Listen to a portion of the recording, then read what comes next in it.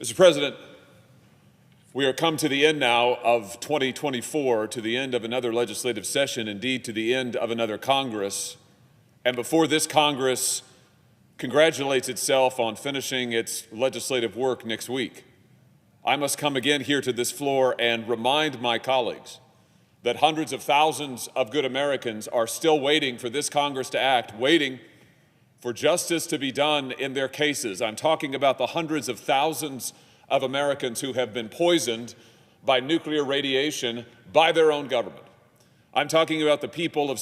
Hey everyone, welcome back to the channel. Today we're diving into a massive political fight in Congress, one that affects thousands of Americans exposed to nuclear radiation by their own government. Senator Josh Hawley just delivered a fiery speech calling out lawmakers for failing to act. Radiation victims, many of them veterans, are suffering from cancer and other deadly illnesses because of government negligence. And now, a secret backroom deal is threatening to leave most of them behind. Stay tuned as I break down key points from Hawley's speech and what this means for everyday Americans. Let's start with the heart of the issue. Hawley exposes Congress's failure to compensate thousands of Americans poisoned by nuclear radiation. Radioactive waste from the Manhattan Project was dumped in public landfills, contaminating groundwater and homes in places like St. Louis, Missouri. Think about that, radioactive waste, seeping into neighborhoods for decades, and the government has done nothing to fix it.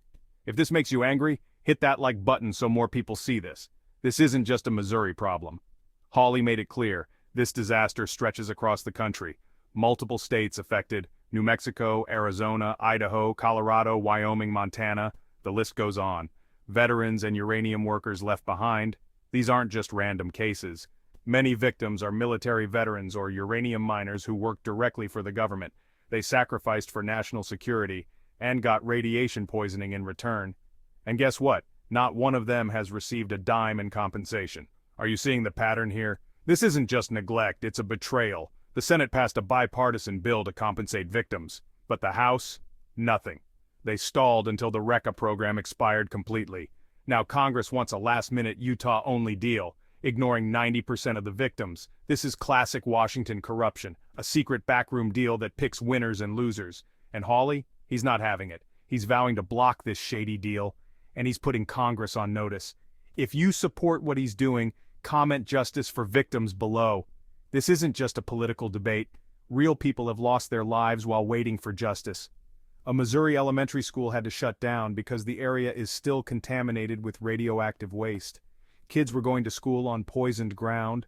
Navajo veterans like Leslie B. have suffered the most. He needed a double lung transplant due to radiation exposure, and now Congress is telling him he's not eligible for help.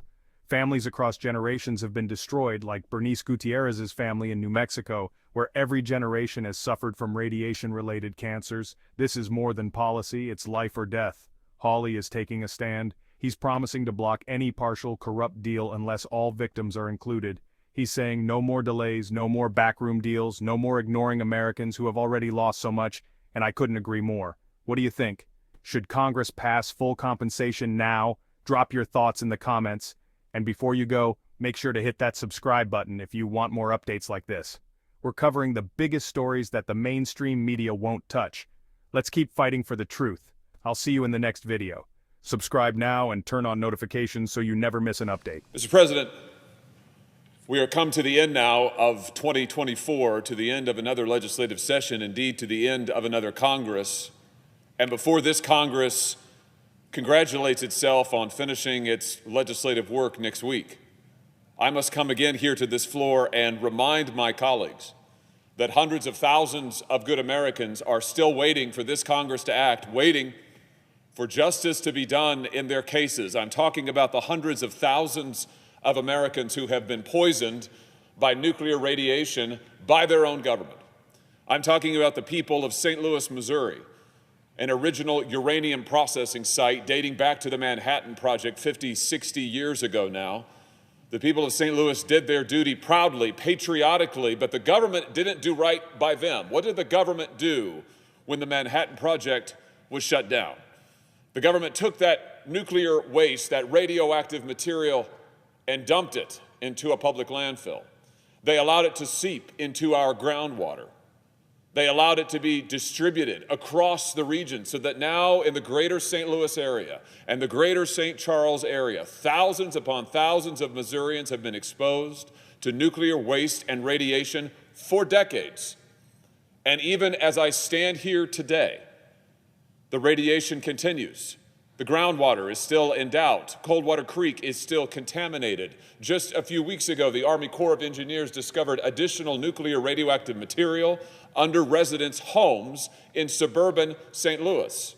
Weldon Spring is still not fully remediated.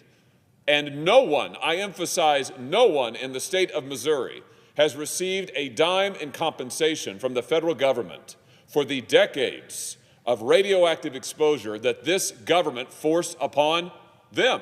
And the people of Missouri are not alone. The same story is repeated over and over in places like New Mexico and Arizona and in Idaho and in Colorado and in Wyoming and Montana, and I could go on. Hundreds of thousands of Americans exposed through no fault of their own, many of them veterans, I might add. Many of them miners who went to work in uranium mines to provide the critical material that allowed us to support our nuclear program, that allowed us to win both the Second World War and the Cold War. And what has the United States government done for these good Americans, veterans, laymen, one and all? What has the government done for them? Nothing. It has exposed them to nuclear radiation and done nothing, Mr. President. That is why this body finally acted this year, passing with a huge bipartisan majority legislation that would finally compensate and honor those Americans who served their country, who gave their health and in many cases, yes, gave their lives for this country's national security as part of our nuclear program. But Mr. President, while this body has acted, the House has not. And here we are now at the end of this calendar year, at the end of this legislative session.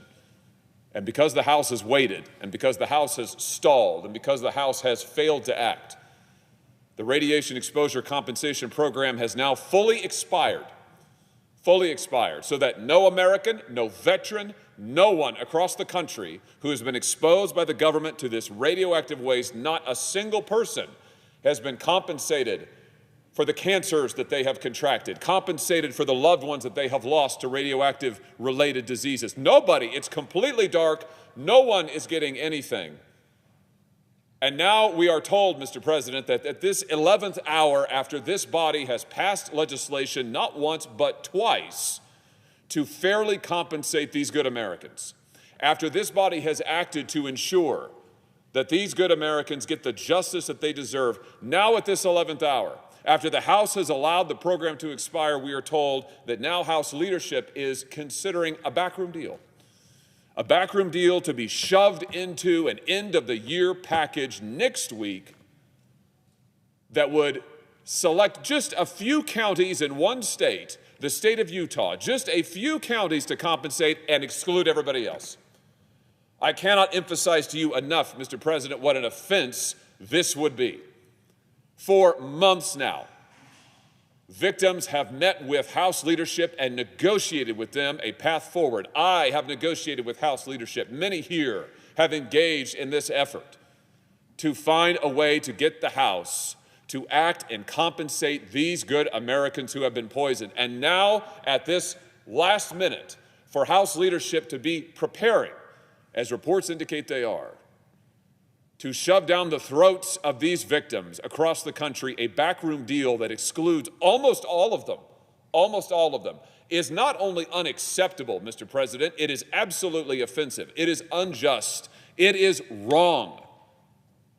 You know, President Reagan used to say that sometimes there really are simple answers, just not easy ones. Let's be direct about this. What House leadership is considering here, there's a simple way to describe it. It's wrong. It's just flat out wrong. There's no more nuance needed than that. And who will suffer if House leadership puts a backroom deal rigged for only a few insiders, excluding most of the country? Who will suffer? I'll tell you who will suffer. It will be people like the young children of Jana Elementary in my home state of Missouri, an elementary school that had to close over a year ago because of continuing radioactive contamination right there in the St. Louis area. This elementary school is right near the creek that is still contaminated. The entire school had to shut down. Who knows how many children have been exposed, by the way, before that happened. The entire school closed. It's still closed. It will remain closed. And every child will remain uncompensated and exposed until the House chooses to act. Think about Leslie Begay, member of the Navajo Nation. No one contributed more to the defense of this country than the proud members of the Navajo Nation in the Second World War, in the Cold War, still today. Their rates of volunteer service for our military are higher than any other community in the entire country, and nobody suffered more from the fallout of the nuclear program than the Navajo Nation, including Leslie, who's had a double lung transplant. If the House fails to act, if the House forces a backroom deal through this body, Leslie and thousands of others like him will be uncompensated, will be unhonored, will be unrecognized. It is wrong, Mr. President. Consider Claire, a young girl from Missouri, diagnosed with a radiation-related illness when she was born, going through chemotherapy when she was just a child, age 2. Consider Bernice Gutierrez from the great state of New Mexico.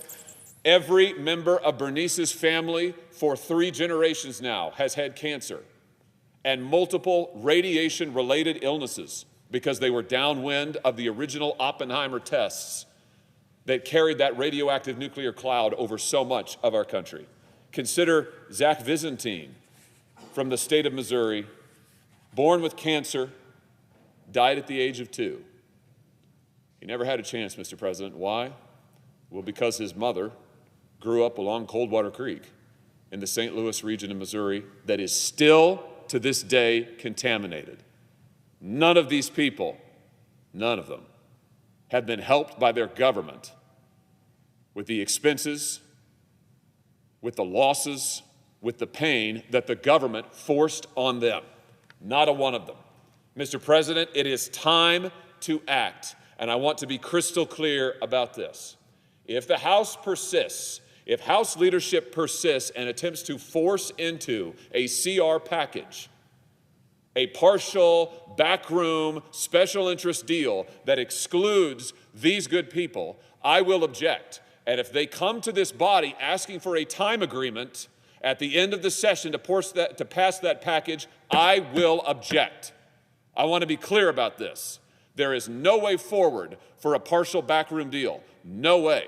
I will stand in the way on behalf of every one of these Americans as long as it takes until justice is done. This is the time, Mr. President. This body has acted, and I call on the House to act. What we should do instead of their backroom deal is pass what this body has already passed. Generous compensation, fair, just compensation with a spending limit that will fairly honor, recognize, and help these good Americans who deserve it. This isn't a handout, Mr. President. This is justice. This is recognition of what these good Americans have done and what they have suffered. You know, we are near upon Christmas now, and it's sort of old-fashioned, but it used to be around Christmas time. Sometime we talk about the Christmas feeling or the Christian feeling. Well, I just observe this. What does that Christian feeling consist in, if not in the words of Micah, doing justice, loving kindness, and walking humbly with our God? This is a chance, I might just say, to do just that, to do justice, to show kindness, to fulfill our duty to our fellow Americans. You know, the Scripture admonishes us to be not just hearers, but doers as well. As this year comes to a close, let's be doers of justice. Let's be demonstrators of kindness. Let's do what's right by our fellow Americans. Let's honor our countrymen for what they have done. Let's right this wrong, finally, this 50-year wrong. Let's right it. Let's end the year and end the Congress with this historic righting of a wrong. And then we can say to our constituents and to our fellow Americans, Merry Christmas. Then we can say we have truly done our jobs here. Until that time, Mr. President, I will be here, I will be standing, and I will be advocating on their behalf. I yield the floor.